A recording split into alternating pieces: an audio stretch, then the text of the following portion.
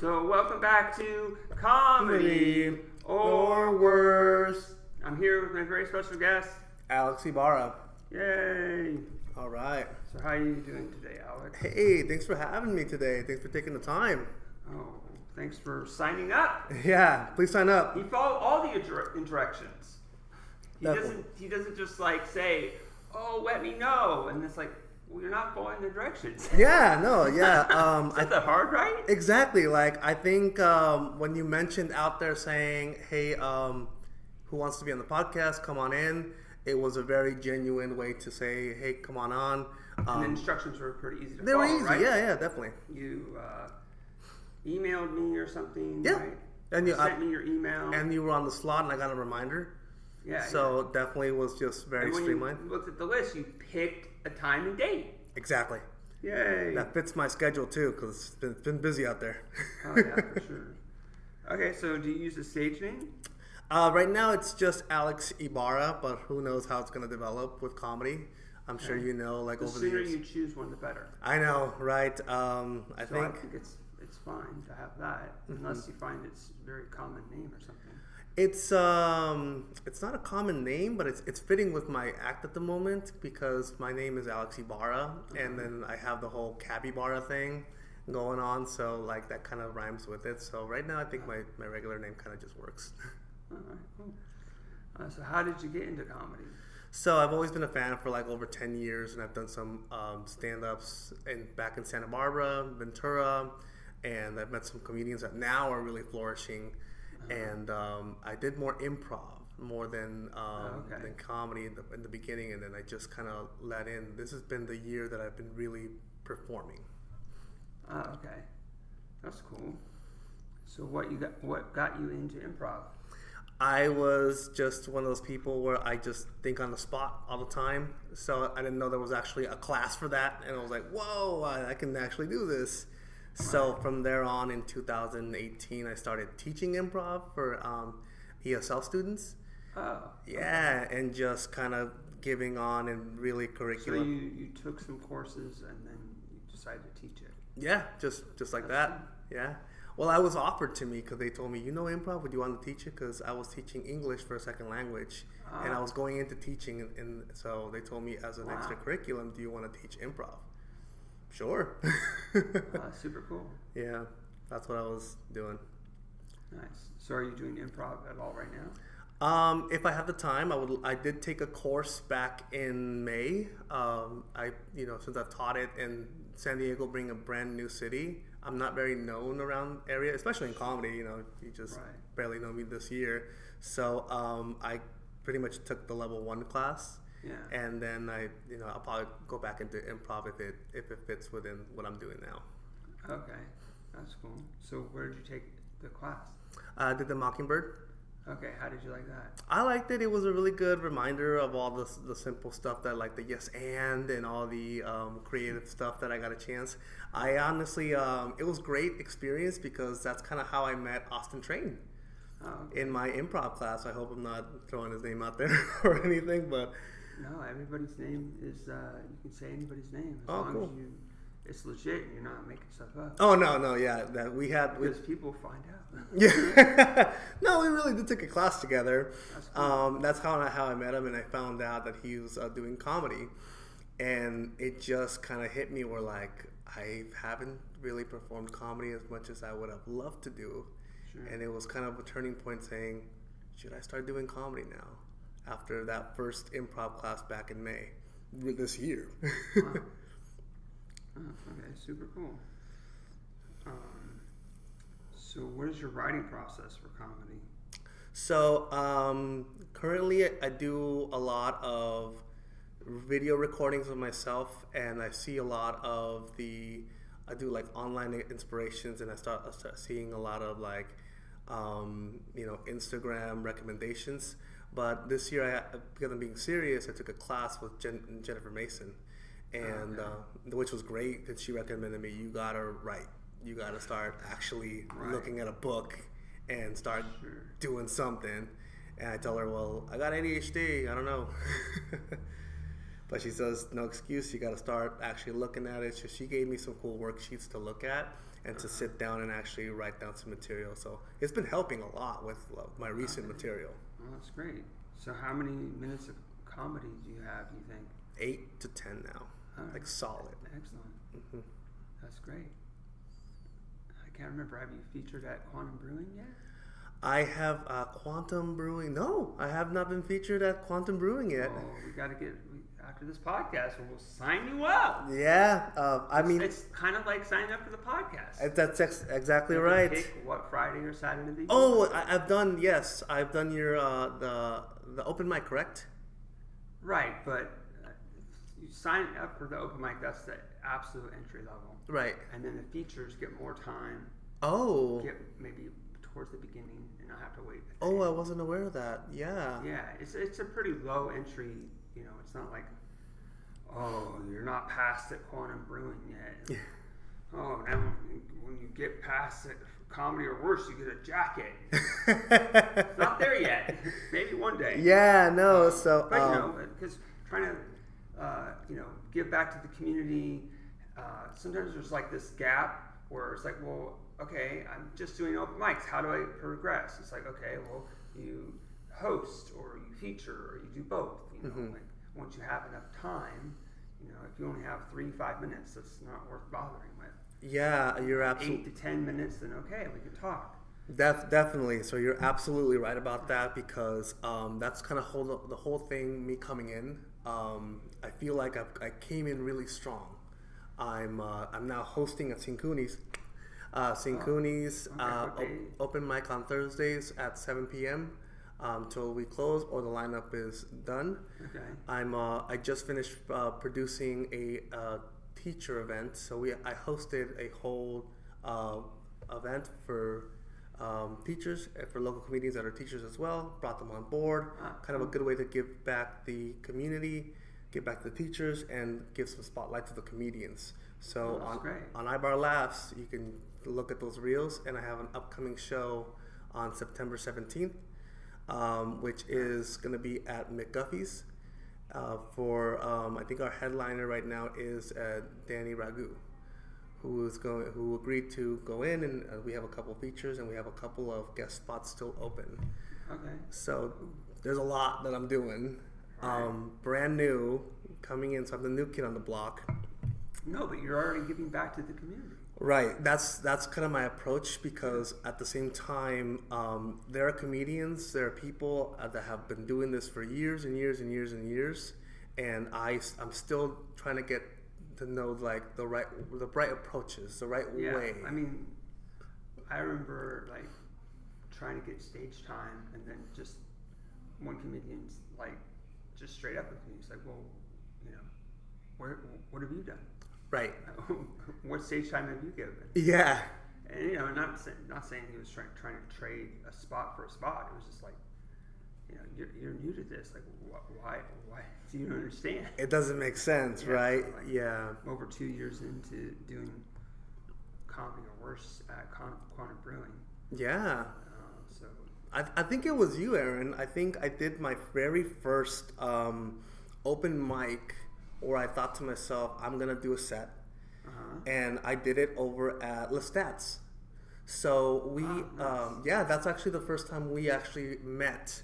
And cool. I did my set, and after I went, you gave me a flyer. Come join us at Comedy or Worse. I got to give flyers all of the new people. Yeah, he did. Getting them in. This man is the one who kind of continued the momentum, if anything, because it was a here, you're welcome at my spot. Come through over here, and that's kind of what I'm looking in the comedy community, because I can go ask and book, and I can go over, but I'm the new guy.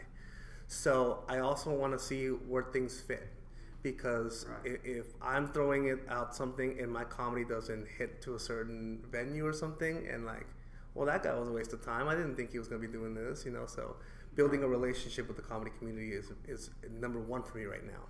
Yeah. Oh, that's great. Let's see. So, who's the funniest person in your life right now? Like as a celebrity? Anybody. Dave Chappelle. Dave Chappelle. So you know Dave Chappelle? I don't know Dave Chappelle. In my life. In your life. Then I would have to say is really ugly cousin that they're not related, my best friend and brother, which I'm not going to say his name on camera because he would not love it. But my brother would be. Is the funniest guy. I think he's the kind of guy where, like, if we spend hours, my ribs hurt from laughing. Sure. He's probably like the funniest guy in my life. Yeah, that's awesome. Sweet. So have you traveled to do comedy yet? I have not, not at least professionally around this time. I think. Let me take that back. I'm so sorry. I did do a show in LA recently. Oh, nice. I was on Guys Night and I did a bringer show. Wow. So I brought about 5 people and I got on the show. Again, learning experience. I wouldn't recommend bringer shows, but okay. I was just trying out everything because brand new, don't know what's going on. So it's definitely one of those things where, like, I'm just trying it all for my first year. Right, for sure. Mm-hmm. I mean, what was your experience on the bringer show? Yes, I would say it was tough because I was. I can imagine. It was tough because I've had people try to get me to go to an LA bringer show. It's like, am I on the show? Yeah, I got on the show. Yeah. Okay. Well, I mean, but yeah, the people that you have to bring. I gotta bring them. Yeah, you gotta create half the audience, and there's like an amount of work that I have to do that, and part of it, like, I think it's fair because I'm paying my dues in a sense, because a lot of comedians would say that bringer shows are toxic. Oh, okay. Really, what it should happen is the producer should be putting the money in, putting the time and money in to promote the show. Mm-hmm. You can definitely expect all the people in the lineup to tell people that they're going to be there, just in case someone that's already a fan of yours or that knows you and wants to see, oh, Alex is doing comedy. I wonder if he's any good yet, Yeah. To go and see your show. Because if you don't say anything, then that's just kind of silly, because you want the biggest audience. Right. Right. Yeah. Well, for me, starting off, it was kind of a good way to get my friends to just come on, like let's go. This will be a good way to support. The problem is you're new to comedy, so if you do bad, they're gonna think, oh, you're just not a good comedian. Right. You probably want to wait until you're better than to have friends and family come, and once they really understand, oh, well, this is just an open mic. I'm just trying stuff out. Anyway, I only can say what's worked for me and what I've observed. So do you have any hobbies or passions that aren't related to comedy? So a lot, probably theater. I want to get back into jiu-jitsu. I used to do jiu-jitsu back in 2010. Okay. So as you can see, I don't know if you're hearing this, but you can hear my flaps at least. It's gotten not so great over the years. I think I like going to board games, doing a bunch of hanging out and just any kind of games and stuff right now. I do like to go hang out on Sundays to do the basketball with the comedians, which is kind of cool. Gets me out and about. But yeah, there's a lot. I think it's easier for me to say what I'm not into. Okay, cool. So do you wish you started comedy earlier? Yes and no. And by the way, I love your questions. Yes and no. I think I definitely wish I could have done a lot more earlier. But I think I had a very anxious mindset back then. Like, you know what, this is not going to be funny, it's not going to be this. I'm now in the process where, like, if I end up doing a bringer show, well, I did a bringer show, I might not do it again. I want to see my mistakes. I want to see where I'm doing. I want to see if my friends and family show up, they show up, and it's the worst show ever, fine. Like, I don't care anymore. I'd rather just go for it and then see my results and then see, you know what, okay, that wasn't a hit, or that person, or X, Y, and Z, or this wasn't fit. So I get stuck in my head, at least back in the day, would be like, I want it to look good. I want it to look, I want to be able to, just, I got to be this and whatnot. And yeah, but the catch-22 is you're not going to get better. Yeah. Unless you actually do it. Yeah, definitely. You're absolutely right. So Fridays and Saturdays, Quantum Brewing. And Thursdays, and what town is yours in? It's in North Park. Okay. So yeah, Synchronis, but across the street from Lips. Okay. So that way you can just there. We do that every Thursday. So if you want to do comedy back to back, Thursday, Friday, Saturdays, you know where to go. Sure, absolutely. Well, I mean, here at the Madhouse, it's 7 days a week. That's right. Yeah. There's plenty of opportunity to do comedy. Oh yeah, yeah. I've been here around 1 a.m. before but Yeah. come through. So when did you start your open mic? It's an open mic, right? It's an open mic. I think I started in June now. We've been doing about a month now, so we're brand new. Sure. I think I remember hearing the history that it was comedy back when it was Tiger, and now it's called Synchronis, a Japanese and Italian fusion. Okay. So now, I met the owner, and he said that he wants a consistent host. So okay, cool. I'm willing to do it. But what gave you the idea to do it there? My brother introduced me to the spot, and it was always a very humbling spot. And it was a really cool spot to do it. And when I was told that we've done comedy before here, and I saw their back was amazing, and their front is also pretty cool. And I'm like, whatever happens, front or back, we can put on a show. I was just like, that's cool. This can happen if it's the opportunity allows itself to happen. Sure. The possibility that won't always. Right. But I was like, okay, let's talk and let's see what happens. And as long as I'm consistent, at least I'm on it, willing to put in the work, let's make this happen. Sure. So did you buy your own equipment, or they had equipment there? They had equipment there. So far I haven't bought as much or an investment as I needed to, which is awesome, because they're providing a lot of some of the venues provide some of the stuff, but it does give me the idea that in the event I would need to be prepared to buy my own camera. Right now, definitely need to get a camera or something to be invested in more pictures and more highlights and stuff for social media. All right. Well, yeah. Are you using like Slotted or anything?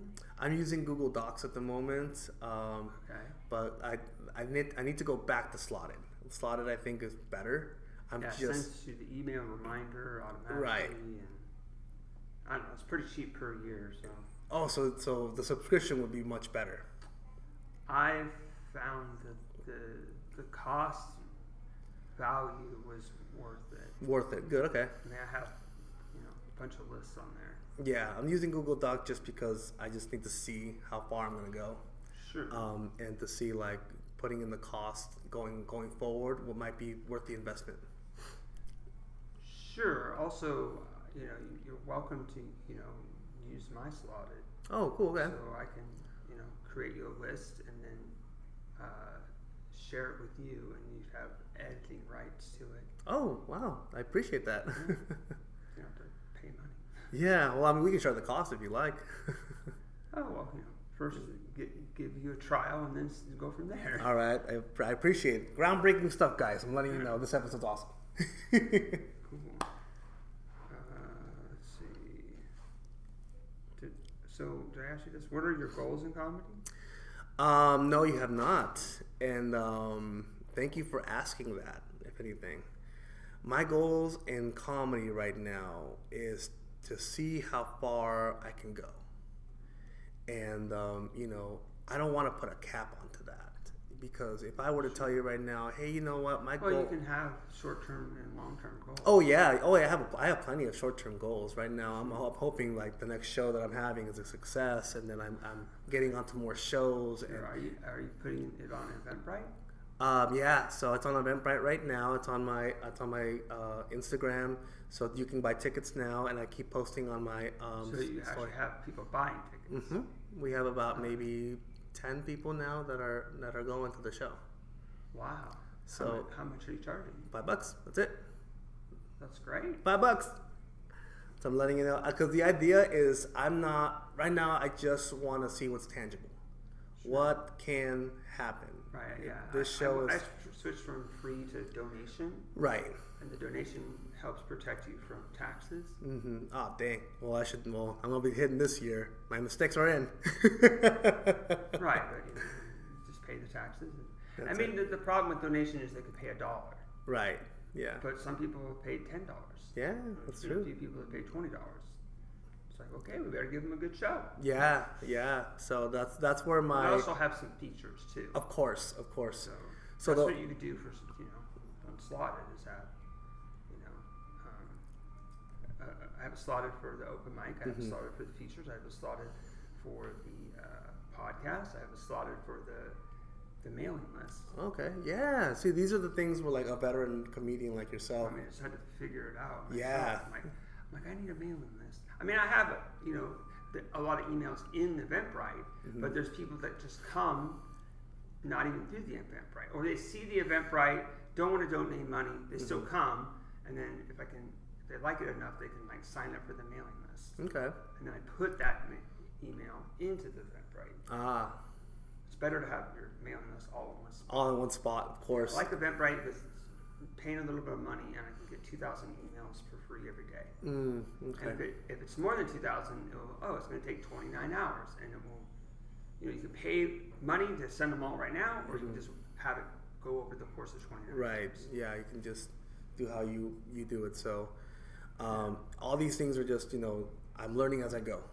Kind of the situation as I'm doing, but I'm also really relying on years of experience because I was a teacher for about 10 years. Sure. So my classroom management, my performance, my appearance and stuff, the integrities that I try to transfer these over into my comedy, into my performances, into who I'm picking, who I'm going in, how I'm organizing my open mics, how I'm showing up, who's watching, am I having a good relationship with the vendor, the comedians, and the audience. Right. So those are all things like as a teacher I've had to really like keep an eye on the spot. And also if you want to host, Quantum Brewing, yeah, then that would be great too. I would love to. Guest host. Yeah, so I'm not aware of the needs. So that's the communication of what I would love to, because Right, yeah. So I try to make everybody know. I want people on the podcast. I want people to feature and host at Quantum Brewing. Right. But there's constantly new comics come.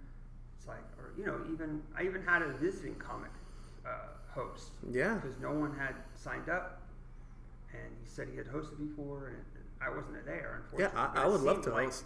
He hosted good, so. Yeah, I would love to host and lighten up the areas and stuff. And that's also where the trickle for me as well, where I would be needing to look for a host on my end, which is kind of a cool thing because if I find a local comedian that's just like down the block, who can host at night or whatnot, then that frees me up to get more involved in the comedy community, hosting here, going to a show over there.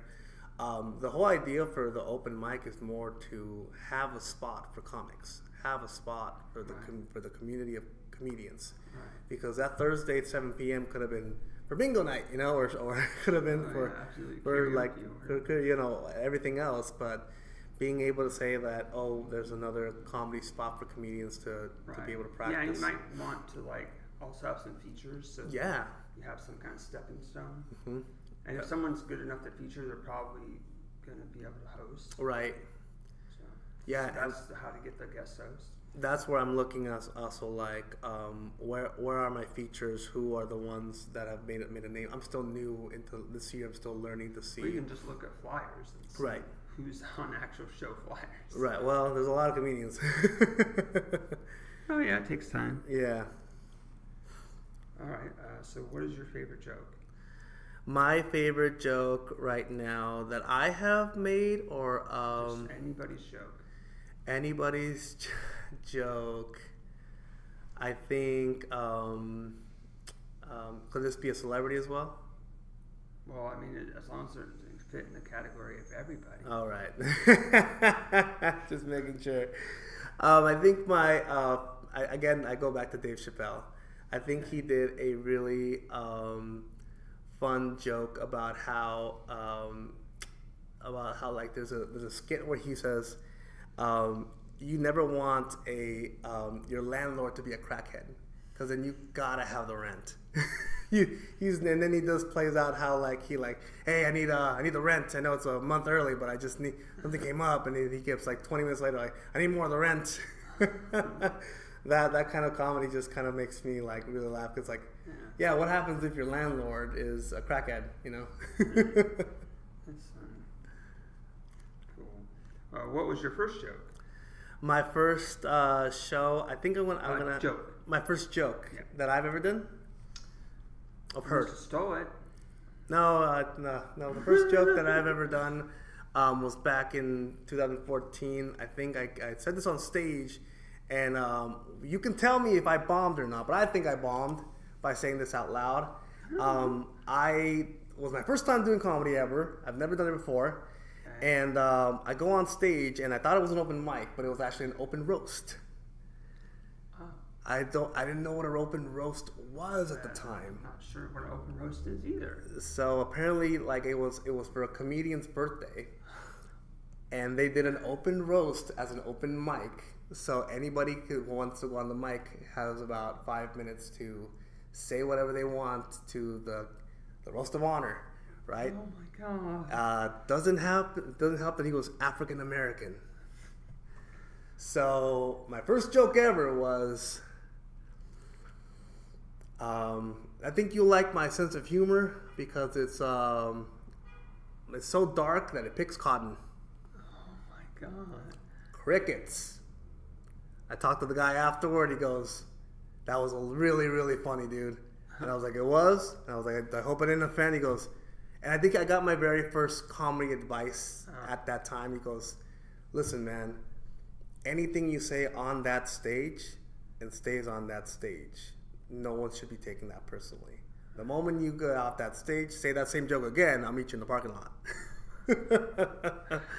And it kind of it told me like, that's kind of like you be careful.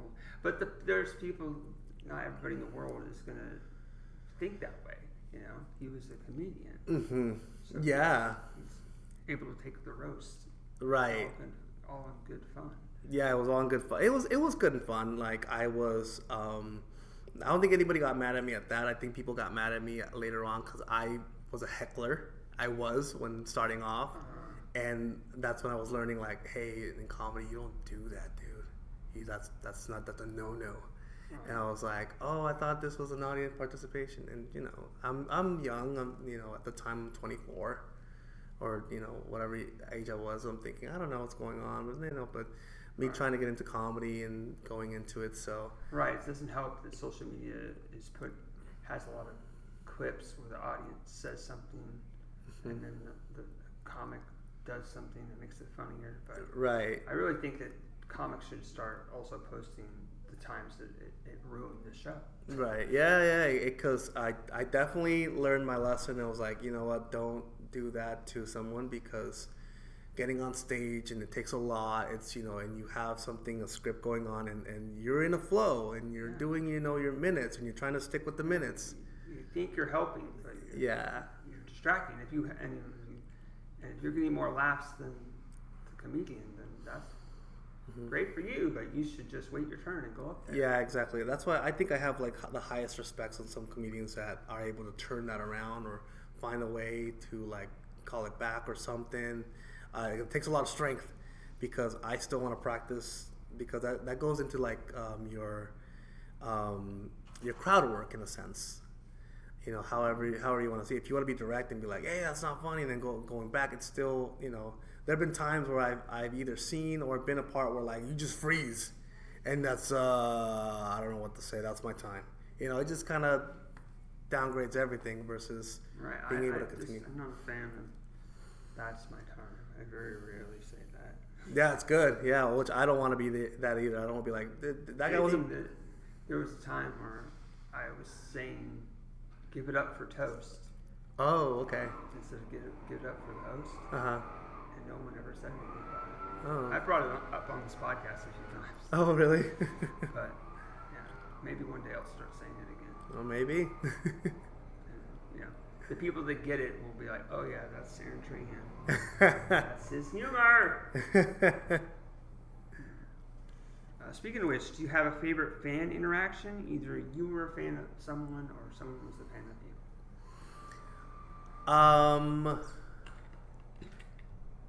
you. Fan interactions. Yeah, I think I would have to say recently I got a chance to see for the first time Dee Dee Steps and at the mic drop, and she was doing a community wellness thing at a fundraiser, and she did some really funny sets. And I felt really involved. I was laughing like crazy. So I did feel like she was really funny at the time, and I felt really involved in there. For me, I think involvement. There are some open mics where I do see some featured comedians come through, and they do some crowd work and make involvements as well. So I feel like I still need to get better at my involvement in the crowds. So let me rephrase the question Sure. a little better. So, have you seen it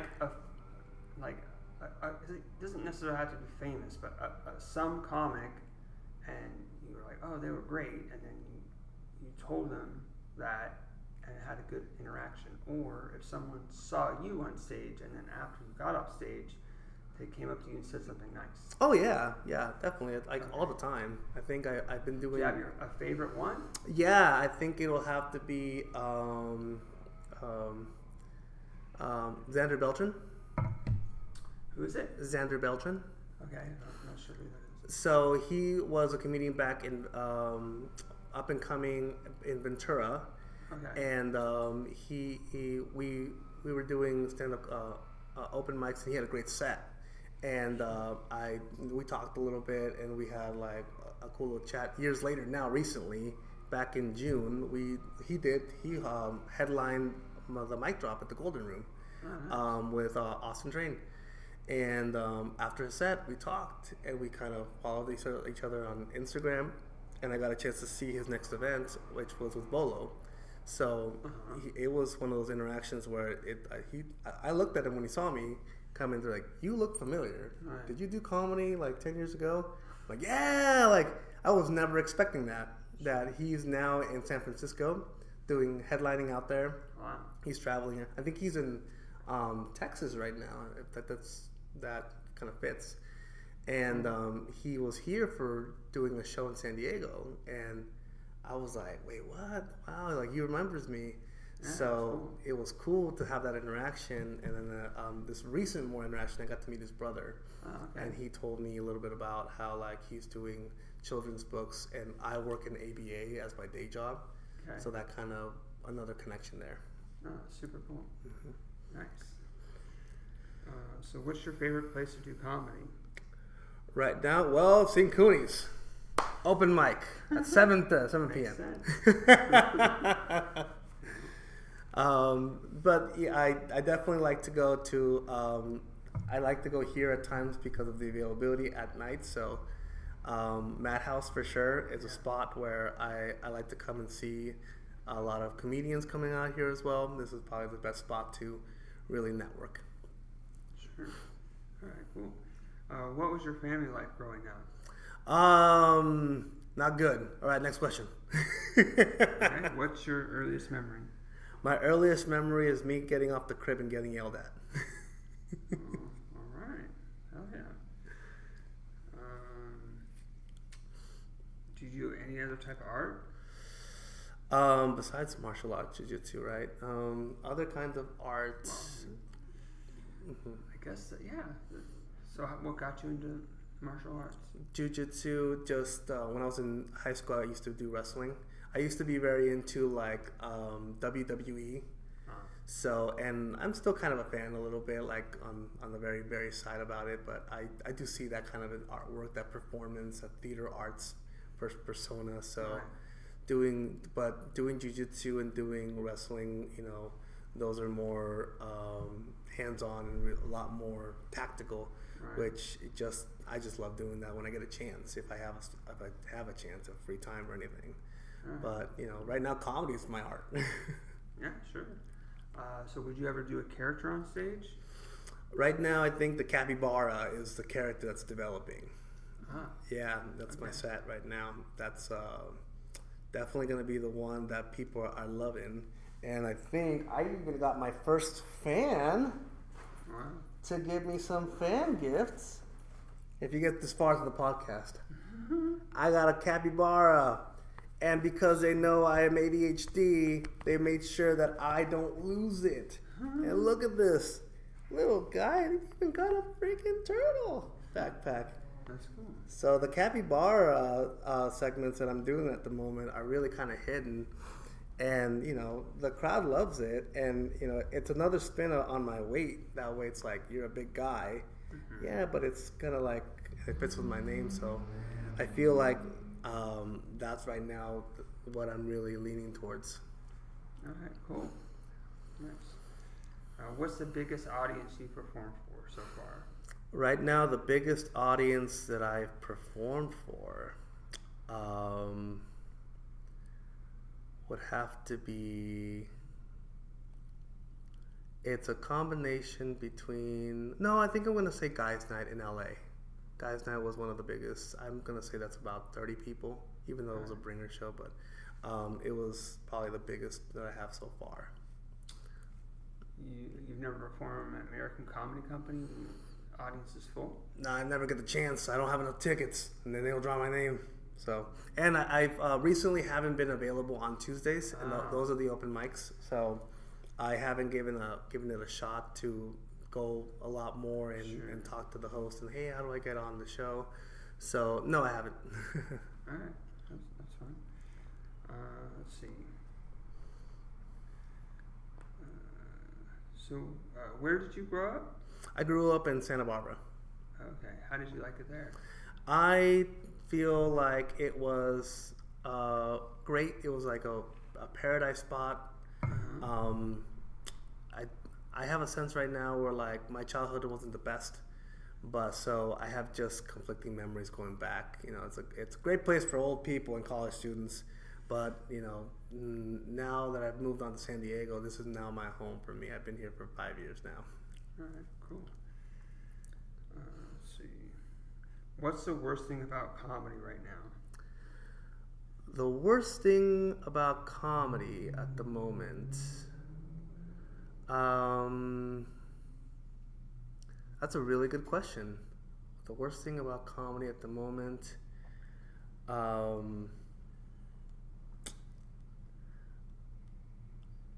I think it's just, dang, that's a hard one. I'm sorry. I'm just looking at all the things that are projecting me. I'm thinking all the positives about comedy, but that's not a good sight, right? Because like I have to see the negatives. So there's a lot of negatives in comedy. It's hard to get stage time, hecklers. So I think it's also like the audience, I think, would be the hardest part about comedy. Yeah. Because you're always going in there thinking this is going to be a hot crowd, or this is going to be a crowd that I know that it's going to stick, and then you don't laugh, or your timing's off, or something about, you know, people are texting or whatnot, and, you know, so I think that is one of the downsides about comedy, because if you're going into it expecting like, oh my gosh, I hope people are gonna laugh, and that's what you're thinking, and then it's an easy way to be disappointed. There is a lot of opportunities to be disappointed in comedy, a lot of it. I can't think of it because I grew up disappointed. That's why I'm in comedy.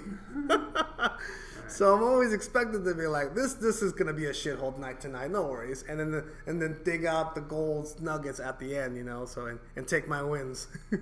Yeah, you gotta. Yeah, there's a lot of people that, you know. There's times where I did good, where other people did bad, and I'm like, yeah, because I sold my jokes. Right. Because I committed. Right. Yeah. I didn't get scared they weren't laughing. Mm-hmm. Because not everybody's going to laugh at the first part. You got to win them over. Right. Right. Even look at people that like get a standing ovation and kill. It's not like the first thing they say, people are like dying.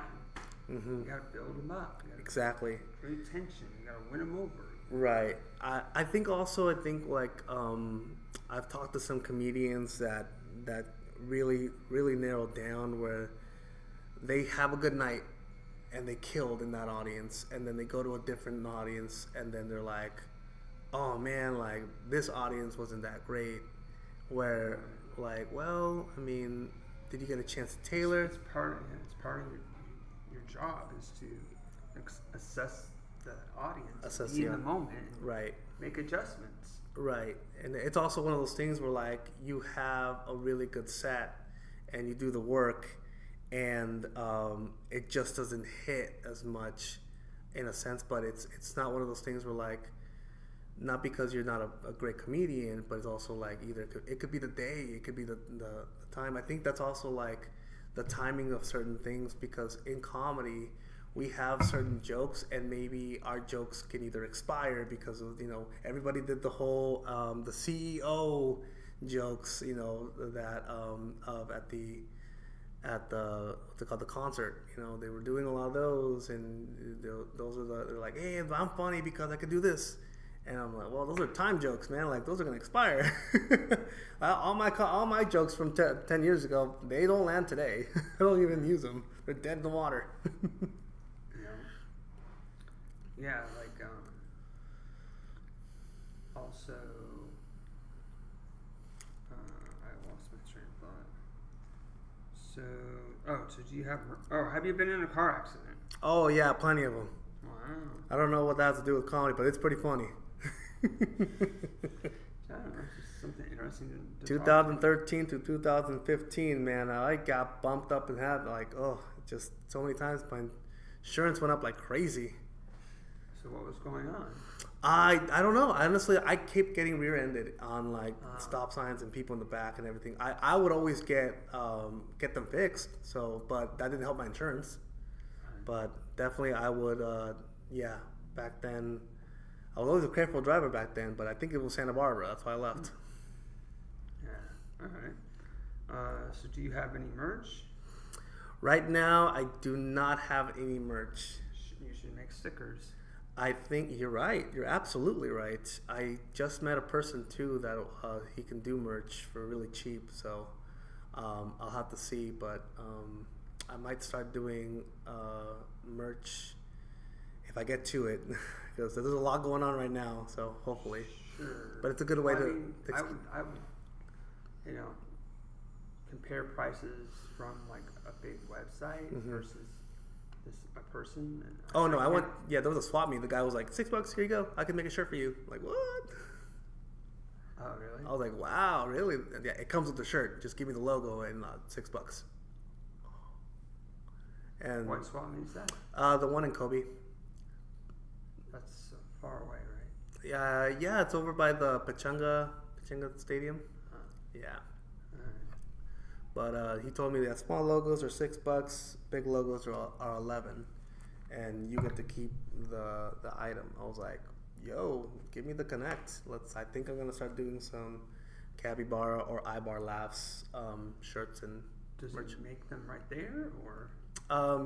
He was able to make some right there on the spot if I wanted to, but he encouraged me to go to Chula Vista at his shop for more. The deal was 10 orders gets you the price, which is fair, especially Right. If you get 10 orders, then you get the low price, which is marketable because that's not that. That's not bad at all. I mean, there's ones where they want you to do 100. Oh yeah. And then they're gonna ship them. I can give you the contact if you like. After absolutely. I'll email you or send you the. So $11 for 10. $11 for 10.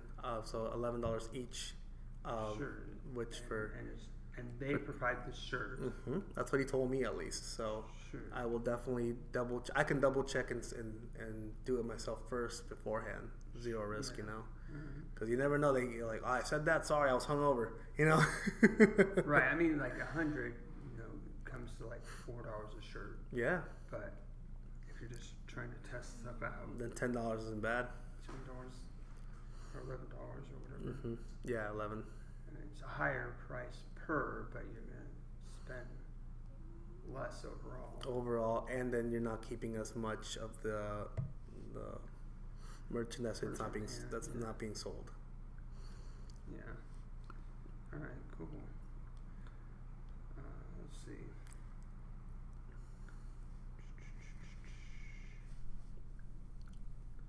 So, do you have anything you want to talk about? Well, we talked about my show coming up. We talked about how I'm doing open mic. I wanted to ask you specifically, where do you see certain comedy show? Where do you recommend new comedians to go and approach for bookings around town? Where would you recommend to get some highlights, or certain producers, or certain Well, I mean, there are people that just expect all the bookers just to hit them up, which is kind of an unreasonable expectation. There's Right. bookers that don't know you, you know? Yeah. I mean, don't keep bugging them all the time, but Right. put it out there. You should go and just watch other people's shows. If you have Right. a friend that's on a show, go and watch the show. Right. You know? That's been my approach lately, because I don't want to come across like I'm bugging certain people. So I either wait or look for like a specific, if you're interested, sign up for our sheet, or if you're interested, because I don't want to go straight to them and like, who's this guy and he's bugging me and he's being annoying. Right, and then also it's hard for me to give specific advice because each booker is different. Right. And what I found is when I started my show, I thought all kinds of people were going to bug me for stage time. And I don't know what it is, just because it's, you know, at a brewery. It's not, I mean, it's a pretty popular show, but it's not like a comedy club. There's times where I'm not getting enough comics. Right. So, you know, I think that people should be taking the opportunity. I'm still surprised that every week all the slots aren't filled. Oh man. You know, all the feature spots available For Fridays and Thursdays. Oh, Fridays and Saturdays. Fridays and Saturdays. You know, and I get it. Saturdays people don't, you know, take off from comedy, and Fridays there's a lot of stuff going on. But people on one hand will complain they're not getting stage time. On the other hand, they're not taking the opportunities that are handed to them. Right. You know, like it's like I don't know what to tell you. You know. So yeah, everybody. If you're a comic and you want to be featured on Comedy Worst at Quantum Brewing, just email me, comedyworst@gmail.com, and go from there. So as far as other bookers, just, you know, join Facebook. I don't use really Facebook for friends, family, and comedy, really. So that's what I mostly use it for. Otherwise, I wouldn't be on there. Yeah, what got you into comedy? Well, you know, this one day, this gorilla said, if I don't do comedy, he's going to tickle me. Oh man. And I was like, ooh, I don't know about that. Well, Jeffrey Epstein's gone, so no worries. I don't want to name any names, but yeah, it's just I've told that story a bunch of times. So let's see, what can I say to add to the story? I guess it's kind of interesting. Like I saw in 2022 that in 2012, you know, 10 years before, I had been posting jokes on Facebook. So, you know, I don't know. My advice is everybody listen to comedy podcasts. Okay. You know, and see, wait, that's a comedian. He has a similar story as me. It's like maybe you're a comedian. Right. You know? Right. Yeah. I've been noticing. I've been very overwhelmed and very surprised with the comedy community, because I was going into it with a 10-year perspective that trying to join comedy is like this club where like they're just gonna make fun of you, or they're just gonna be like, no, we don't like you, you know what, whatever, and turn your backs on. So I had that expectation going in earlier. When I made the decision in January, like, you know, I think I'm gonna practice. I'm gonna get some jokes, and I'm gonna wait until I go on, you know, on stage or whatnot. And but I decided this year, because I thought to myself, Yeah, maybe. Well, there's lots of factors. I think. Right. That San Diego is a great comedy scene. I wasn't aware until now. So that really helped you. Mm-hmm. The other advice I would say, as soon as you think that you want to try comedy, try comedy. Right. Because I wish I would have started earlier. That's why I asked that question. You know. Yeah. And make time for comedy. Like I tried comedy and really liked it, but then I just didn't do it until years later again. Mm-hmm. You know, it's so easy for life to get away from you. No, you're absolutely right. I think I did at the beginning. I got mixed advice, like, "Hey, get on stage, whatever you say." But then I think I did get a comedian that told me, like, "Don't do comedy. It's the worst." I really got that advice from a comedian. You know, I got someone who told me, "Hey, I want to do this." He goes, "No, you don't, kid." Like, he smoked a cigarette. Like, no, you don't. Well, yeah, I think that is the stigma, like the depressing, the sad. Everybody's experience is different, and it's good that it's. As comedians, we'd rather have people that are in it for the right reasons. Right. Because if you're just gonna do comedy once a year, mm-hmm. a couple times a month, you're just taking up space. You know, do it a few times so you know you either want to pursue it or it's not for you. Right. I mean, I'm not trying to tell anybody how to live their lives. It's just, you know, if you're taking stage, well, you know, then if you're just wishy-washy, just create stage time and then just do, you know, the stage time you're creating so that at least it's a net positive, right? Because if you're just going to other places and not taking it seriously and you're just wasting everybody's time in some ways. No, you're right. Yeah. You need therapy. Go see a therapist. That's why I go on stage. Comedy is not therapy. It's a good stepping stone to therapy. Yeah. But it's not therapy. Yeah. Yeah. So a lot of people are bitter and think there's too many comedians or whatever. I mean, like, try to encourage people to go see live comedy. This is one of the things that the podcast is about. Go see live comedy, audience. Yeah. Thank you for watching this, but I hope this encourages you to go see live comedy. You don't have to go to San Diego. You just go to wherever. Mm-hmm. And if there's a place that doesn't have comedy, hey, say you got karaoke. How come you don't have comedy? Yeah. And who knows? Is there a live comedy you're going tonight? Let's see. Tonight is the Yellow Door. The Yellow Door. Yeah, that's for the over at the Yellow Door. open mic, right? Open mic there as well. I might be going there, but there is also the show at McGuffey's that I'm going to be going over there. I think Nick, I forget his last name, but he's hosting it, and I think they have I think Austin Train's going to be in that show, so I'm going to be looking at that live comedy show today, which is free at McGuffey's at the Navajo. Cool. Nice. But yes, the Yellow Door. I'm overdue for a day to go there. That's probably one of my. That's an open mic right there that really humbled me.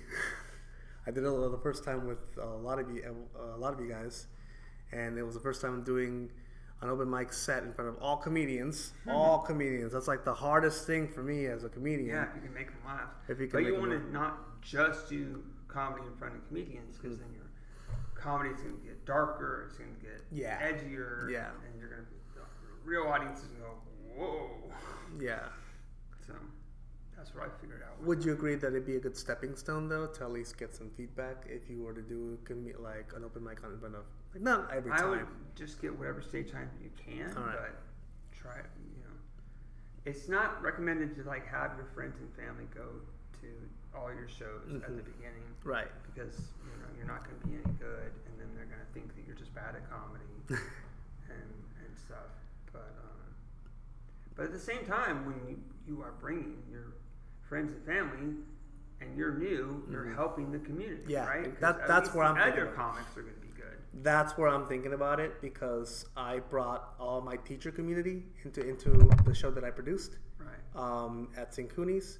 So St. Cooney saw, oh my gosh, he brought everybody, and the comedy community saw, like, he brought a lot of people, and it just advanced the. I'm like, here, connect with this comedian. Here, check this guy out. Here, check.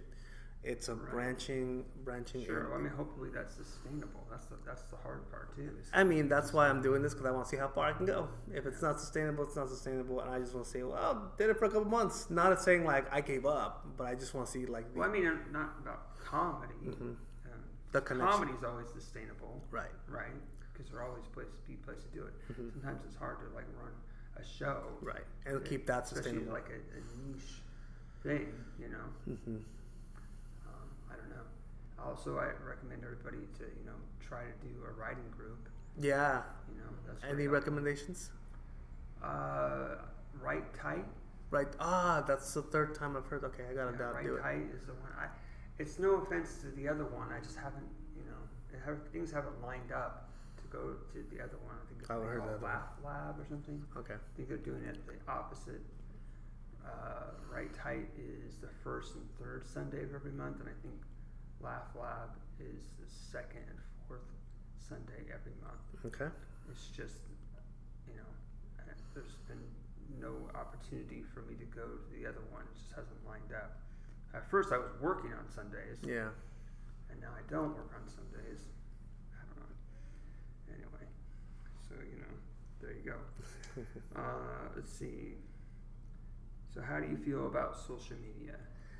I was not someone that really wanted to post a lot at the beginning. I did not want to be so much seen on it. I mean, I'm the victim of the doom scrolling, as everybody else, always on it and everything.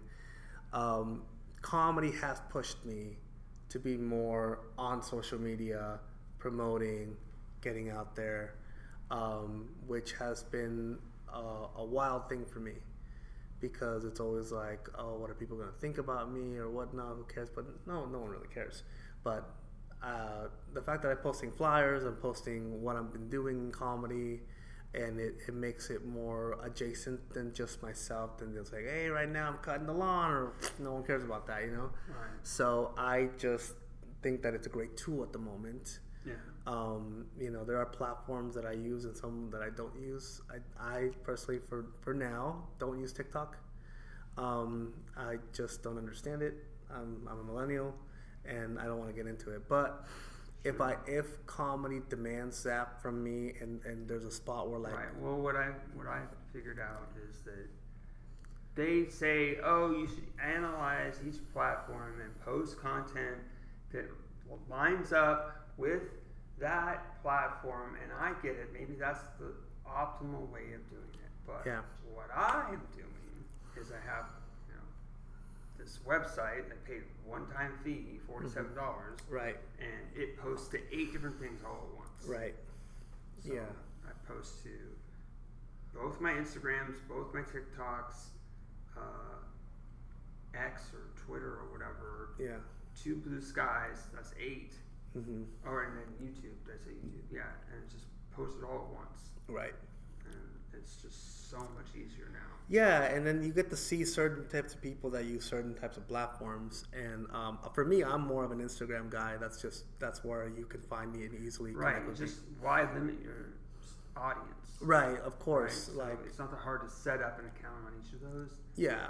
And then have some kind of site that like I'm using, and just post it all at once. Yeah. I do one. Sometimes it will say, oh, it's too long, so you can either shorten it, or you can make a specific version for that one. Okay. So those are the 2 options. Like a link tree? So say that you're posting stuff on Instagram over the web, right? Imagine that. But you can choose you can choose Instagram, you can choose TikTok. Oh, okay. On the same post. On the same post. Okay. Yeah. And then just has code that just does it automatically. Yeah. It's not perfect, but it's pretty good for $47 for forever. Yeah, I'll have to, when I feel I'm getting into that mode, I gotta also feel where I'm comfortable too, like, because I just want to be able to promote where I feel my capabilities, in a sense where like, because I'm not so social media techie, in a sense where like I just. Well, the thing is, you can just post and never look at it. Yeah. I mean, there's no. It's not like gonna ever affect you negatively. No, I know. Because when people, oh, you look familiar. And Yeah. Turns out they saw you on TikTok, and you only post to TikTok, and you never go on TikTok. I'll have to think about it. Yeah, that's a good point. All right, okay. I didn't think about it that way. Because I'm thinking I have to go into TikTok and look at it, and I'm like, oh, who commented on that? Well, I mean, that's what they want you to do. Yeah. And that's probably the way to game the system. Yeah. But, there are people that find you even though you don't even go on TikTok. Oh, I didn't know about that, but I'll take a look at it. I'm seeing results, and it's not as much as I would like, but the trade-off is I don't have to go on TikTok. Mm-hmm. I only go to TikTok to see if anyone's like, if someone left a message and it's good, I'll heart it, and I'll see who liked the video. It's like, oh, okay, that's cool, and I don't look at anybody else's. Oh, okay. It's very low maintenance. Yeah, I think Facebook's another one where I feel a lot of the comedians are always on that as well. Well, it's a good place for the events and the groups. Yeah. So I've been spending some time on Facebook a little bit more. I see you post it. Well, like maybe you think you do the branching out, but I do see I comment sometimes on the Facebook ones from you on that. Well, I have my own Facebook group. Yeah, exactly. San Diego Comedy Live. Right. Which encourages people to go see live comedy. Mm-hmm. And it's also for not just comics, it's for people that enjoy comedy to go on that website. And Right. you don't have to be in San Diego. It's just that's where we're at. Mm-hmm. Yeah, definitely. Yeah. Oh yeah. So this has been good. Podcast. Do you feel like it was a good episode? I think it was great. I think we covered a lot of solid things. Do you have your own podcast? I do not. I do not have my own. Start your own podcast? That might be something going forward with Ibarra Laughs. I might start my own podcast going forward. We'll see. If I had to give a date, No. Okay, I won't give a date. But. But a date you have to push back. I know I gotta push back. So once I get the courage to do it, then I'll definitely. Oh, no one's watching this anyway. So what is the courage? Maybe your friends and family will watch this one. Maybe they'll probably tell me, pay me. All right, so this has been Comedy or Worse. Bye, everybody. Bye. Thank you.